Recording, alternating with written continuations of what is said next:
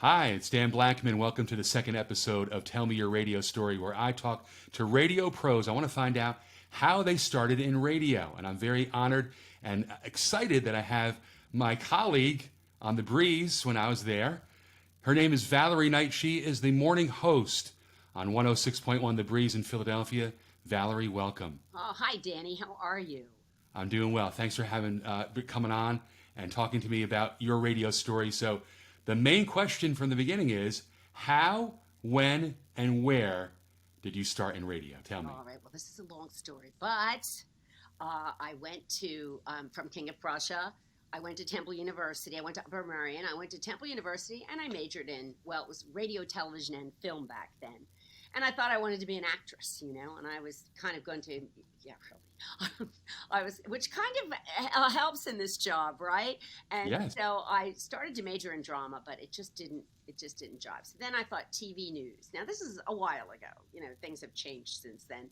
And it was okay. I had a lot of great courses but, inside, I always wanted to be on the radio. I kind of pushed it down. I thought, well, maybe I shouldn't go for that. Maybe I should. I don't know why, but when I finally let it come to the fore again, and I finally said, this is what I really want to do, my very first job right after college was at Q102, WIOQ. Now, before you go because I've been there 3 times in my career. It was soft rock back then.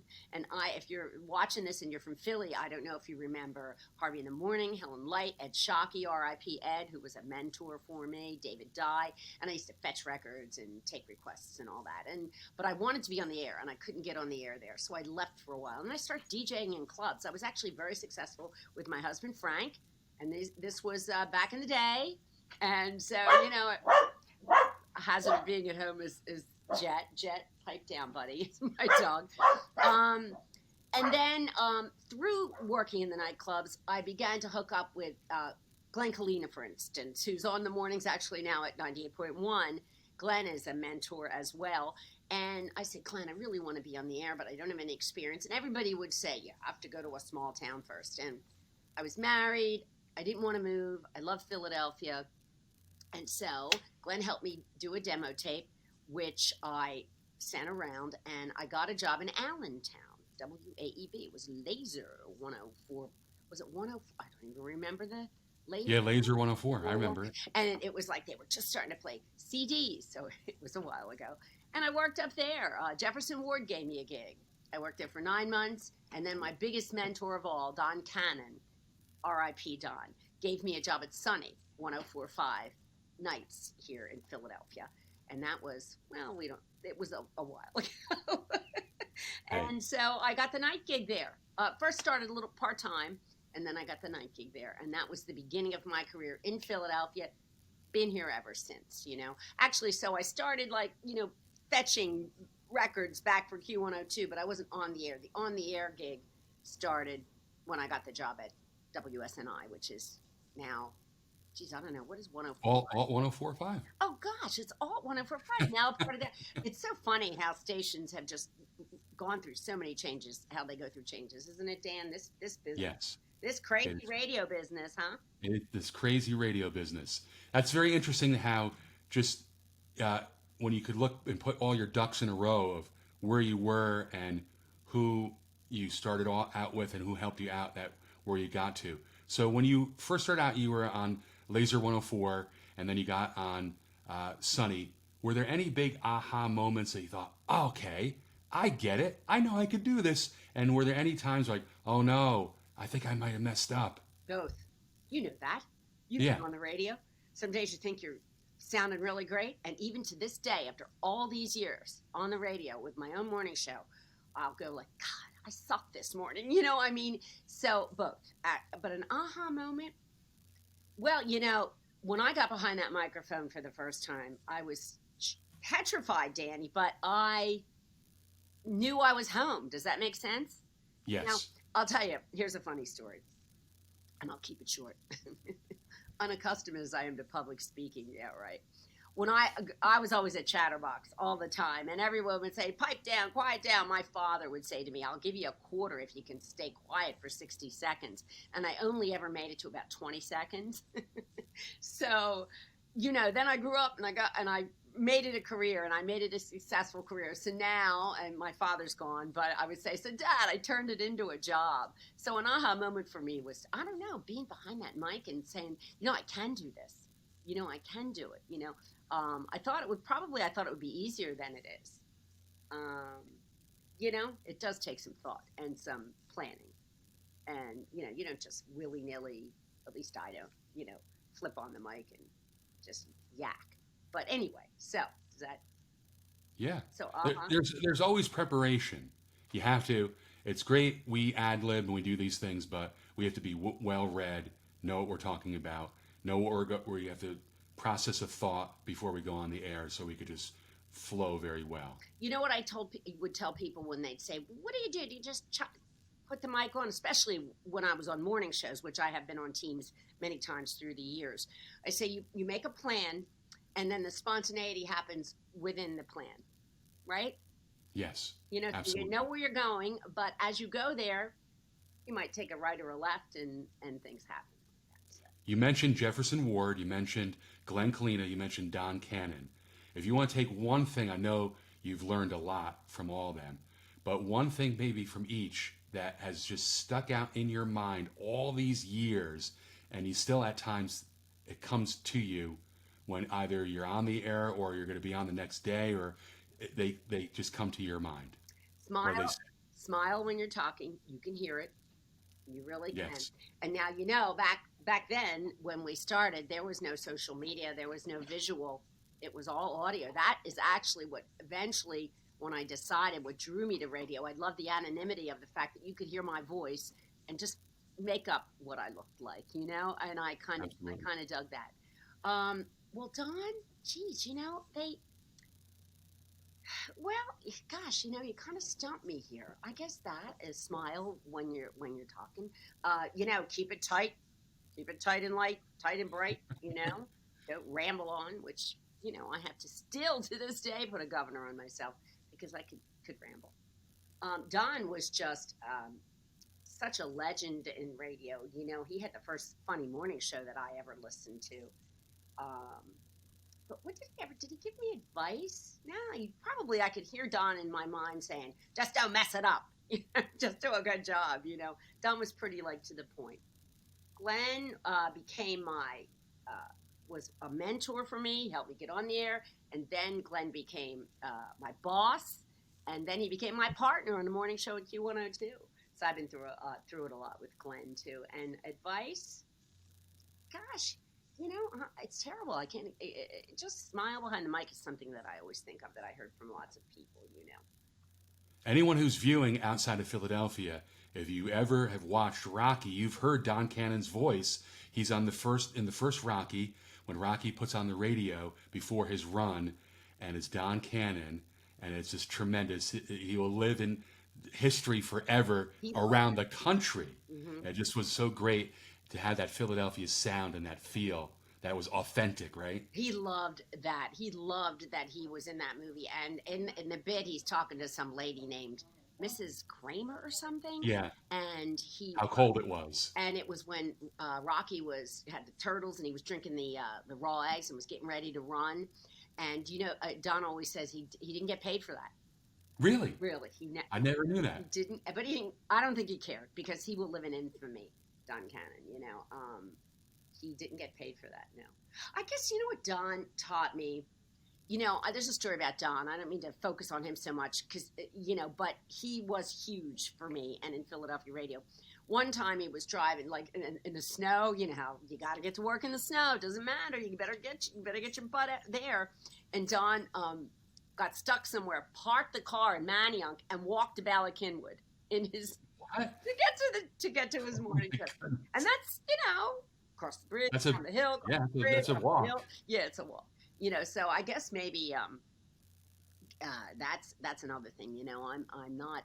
I don't call in sick a lot unless I'm sick, and thank goodness I'm not. But get to work, get to work. I don't care if it's snowing. Get to work. People are tuning into you to find out if it's okay, what's going on, what's the traffic, what's the weather. How much? We're essential workers, Val. We have to be there. It doesn't matter. Essential workers? Yeah. Well, in it. So you and I have played a lot of music over the years, and I wanted to get your take of you songs you first played on Q102 back in the day when you were part of the morning shows that you're playing now on the breeze, and you maybe thought, oh, when I first heard it, this came to mind, but now I play it, maybe the meaning has changed for you. Anything Well, ring a bell? after you hear them for years and years and years, to be honest with you, the repetition of commercial radio, it is what it is. Sometimes you say to yourself, oh, I don't care if I ever hear that again. But it's funny, this morning I played Caribbean Queen by Billy Ocean, and you know what a huge song that was. Sure. It was a dance song. It became an adult contemporary, an AC song, and I played it this morning, and I said, and I was like, and I thought, wow, I never thought I'd be like and hear this again. But there's just one that just pops into mind because I played it this morning. What else? Dance. Well, yeah, I Will Survive. I'm playing that now by Yeah. Gloria Gaynor. Sister Sledge, We Are Family. Because on the breeze, we're getting more. We're Philly. It's a Philly station, so we keep Yeah. Philly. We keep it soulful and all that. So yeah, it's funny. That's a good question, Dan. Playing it then and playing it now, but that is the nature of commercial radio. Absolutely. So your journey from your beginnings at SNI to now at the Breeze, Mm. give me like an overall view of where you were, where'd you go, and how'd you get up onto the Breeze? So I went from WSNI to Q102 middays.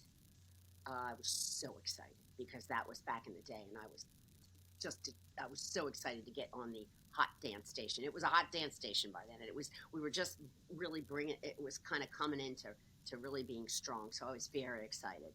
And were listeners, they knew you from doing the club stuff? They're like, oh, hey, Val. Even now to this day, some people remember those club days because I worked at Flanagan's at Second and South. It was a huge club, and people do remember.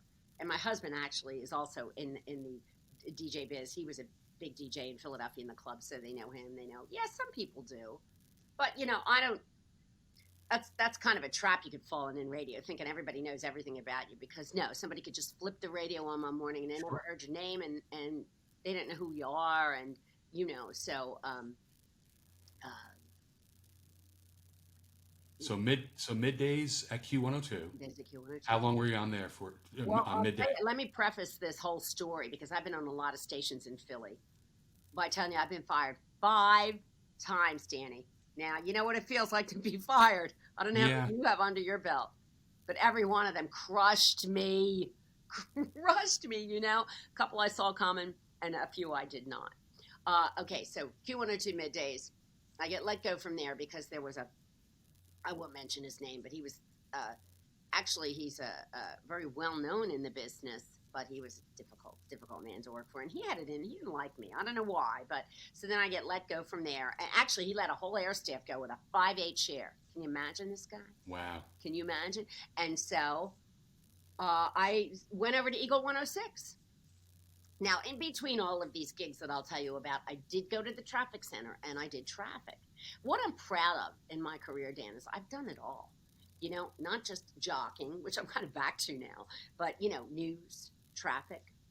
I was a public service director at Q102, so I did tons of interviews with, public service interviews that air 6 a.m. on Sunday morning.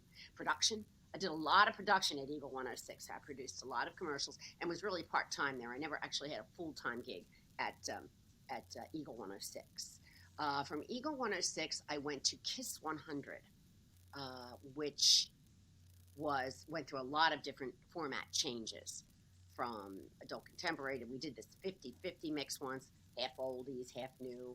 That didn't work, blah, blah, blah. It was love songs at one time. Love songs. Was I there when it was love songs?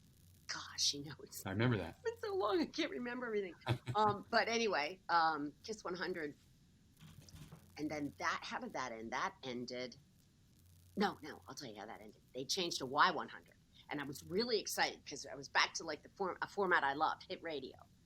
And Scott, I shouldn't say his name, who was running the show, said, yeah, Val, we love you. And the next week he fired me.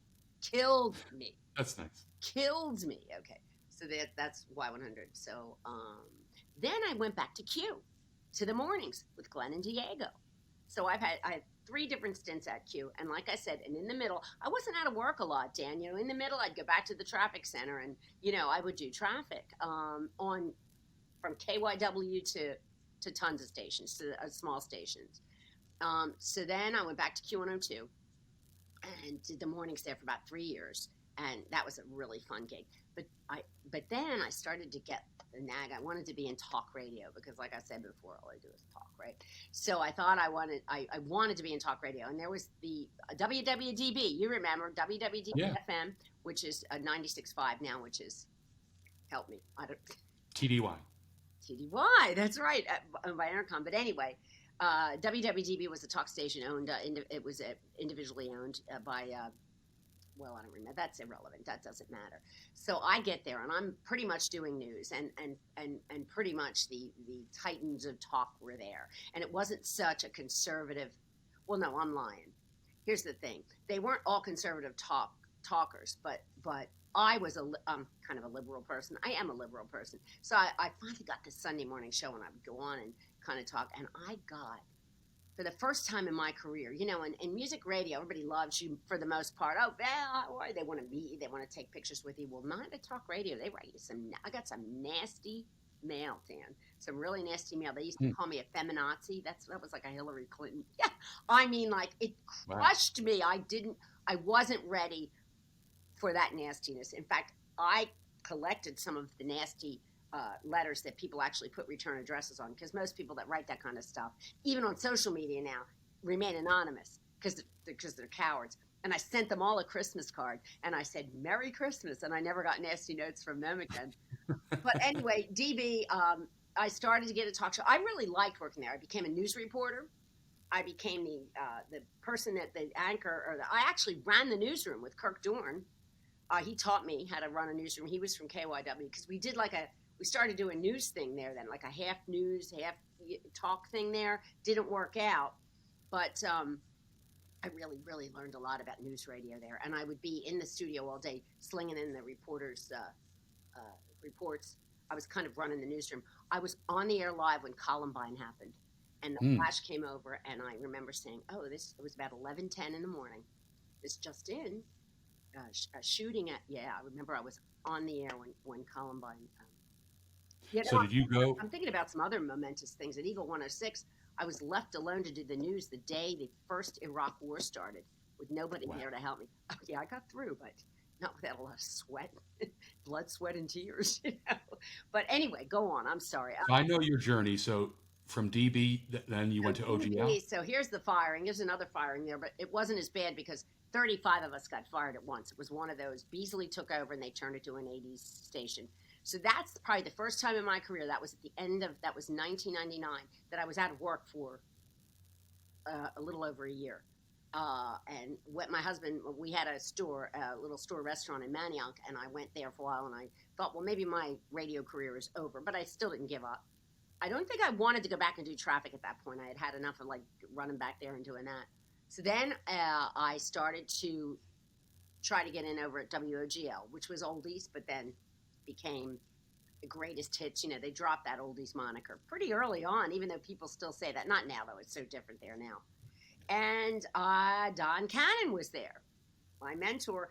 So, cut to the chase. The guy that gave me my first job was the guy who I worked with on his last job before he retired. I went to work with Don Cannon in the morning at WOGL 98.1, and was there for 15 years. But there were a lot of changes. Don retired after a few years. And then Ross Britton in the Breakfast Club, I was part of that deal. That was the longest gig I had, 15 years, which is kind of unprecedented, at least for me in radio. I mean, I was a couple of years here, a couple of years there. But then they fired me. And that was just a couple of years ago. When was that? The end of December 2016. Wow, that was after 15 years of they fired me. And then I thought, okay, I'm done. You know what? Because radio, through all this talking I'm doing, radio has changed so much, as you know. It has. Yeah. Announcers come and doing announcing from somewhere else. You know, local announcers losing their jobs because they're trying to save money. So I thought, well, where am I ever going to get a job? And then 106.1, which, by the way, a couple of part-time gigs in between. I did do the smooth jazz station for about 6 months. I had a Sunday shift. And Power 99, when Dave Allen, he's another guy I love. I didn't mention Dave Allen.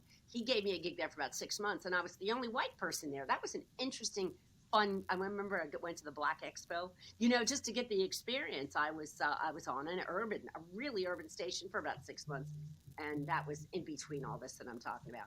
But anyway, so then the breeze comes, and I comes on, and I start to talk to Brian Check, who I had actually talked to 6 months prior about something else there, but it didn't work out for an AM thing they were doing with Children's Hospital. And it's funny about Brian. Brian and I had worked parallel, like you and I. Yes. So we finally met at the breeze. I mean, we our careers were chugging along, but that's kind of the way radio is. I hate to use the word incestuous, but I mean, you see people coming around. But with Brian, I had never worked with him, and I clicked tremendously with him. I really did. And so that was I just celebrated my 2-year anniversary at the Breeze, Dan, January 2nd. Awesome. And so here I am. And you were there too, but you were a victim of what I talk about here. Cuts and bringing in, I mean, that's not something you don't hide that. That's not a secret, right? That is what it is, right? No, I don't have it. And when that happened, and then they call, what they call that RIF, reduction in force. Yes. I mean, I swear there's people like in rooms trying to figure out ways to say you're fired. Oh, we're going to reduce the force, right? So you got reduced, and Brian, who I just spoke of, got reduced. Yes. But it's just knocked me for a loop. But I'm still there. I'm going to stay there. It's the nature of radio. It's not a nice business. I mean, you're hot, well, not. Right. The thing about radio and the thing about your career and my career being in Philadelphia is, and different viewers who are watching all over the country right now or in Philadelphia know, they do research when they're going to hire you, so they have to find out what the listeners think of you. And you and I both came back very well in research, and I was off of Philadelphia radio for about 7 years. I know. And I was doing part-time in New York City, and you were off for a year or so, and we both came back very well. That was one of the reasons why we were hired for the Breeze, because people still know who we are. They like our presentation. They like us on the air, and you want familiarity. And that's a nice feeling. That's a great feeling. Yes. When radio ratings used to be the diary where they'd write down stuff, sometimes people would write my name down, which was really, I was absolutely so gratified, that would be the case. But yeah, plus in Philly here, I think specifically in Philly, we like our locals. We like our own people. And I grew up in the burbs, but I've been living in Philly now. I've been married. My husband's a Philly boy. I'm a Philly girl, and that really bodes well for me, especially I think on the air in Philadelphia. People like when you're from around here. We have a thing about that in Philly. Don't you agree, Dan? I agree. My last question for you is... Oh, no, let's keep going. This is fun. You actually jogged my memory, and I hope that I'm keeping it cohesive, but you're jogging my memory. I haven't really thought about my career my long career in a long time. Anyway, can I show you this? I don't know if you'll be able to see it right, but Absolutely. This is my most proud thing. Can you see? This is my milestone award that I got from the March of Dimes in 2007. Nice. I know this was huge for me. I have a couple of awards here and there, but whatever. Anyway, it's good to be recognized. Yes. I call this a radio community. I told you before that, and I knew your name. You said you knew I me. knew your name. Even if you never worked We never with someone worked together. Yeah. you know someone's name. How do you feel about being part of this radio community? Because it is small. Everyone knows everybody else, whether it's in Philadelphia or you've heard it in other cities. Oh, I've heard that person's name or what have you. How do you feel being part of the radio community? I feel completely special to be part of this community. I feel especially proud that I've lasted this long in this radio community. Yeah. Because of the way we talked about the changes, how much it's changed. I mean, with the advent of social media, before it was like you'd go in, you do your shift, but now you have to do all that social media, But I feel so proud to still be a part of this community. and when you do have events, of course, with the pandemic, there hasn't been any events anywhere. But you go to an event like the March of Dimes, Air Awards, or something, and you see everybody, and that camaraderie is there, even if you didn't work with them. You know, and so I feel special and proud, and I like being part. What are they? FOMO, fear of missing out. That's a new social. It's not new, but FOMO. I've had FOMO for years, Dan. I always want to be the first one to tell you what's going on. I always want to know everything so that when I crack that microphone, I'm knowledgeable. That is also a part of what makes me be proud of being a part of the radio community and the media. Hmm. I appreciate you being on. This is Tell Me Your Radio Story. And it was great catching up with you and talking to you and finding out. I knew some of these things about you I didn't know.